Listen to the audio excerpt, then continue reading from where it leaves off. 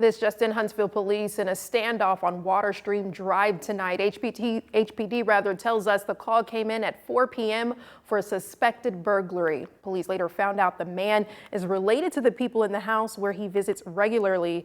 HPD worked to convert the situation into a mental health call, they say, working with Wellstone to coax him out of the house.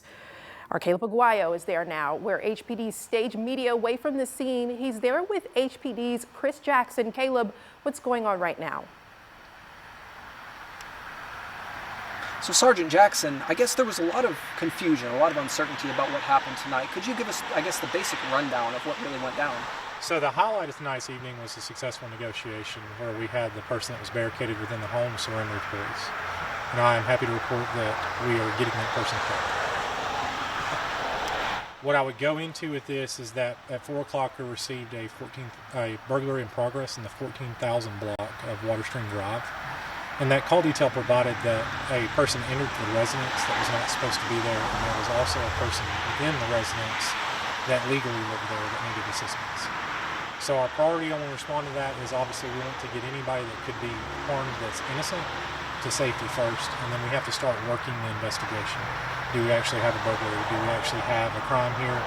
And what level of that crime is it? And as we began to investigate, we're also negotiating with the person that's within the home. So you had two different tandems going on. You have an active investigation and you have a negotiation with who we believe is the suspect of a crime.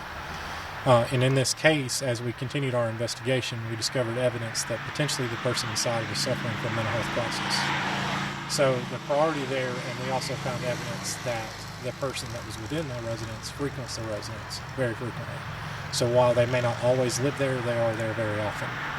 So that kind of goes away from the burglary avenue. It is something that would still be investigated, but it's not something that is on the highest priority. The biggest priority is to get someone that's in mental health crisis the help that they need, which is what we were able to successfully do tonight.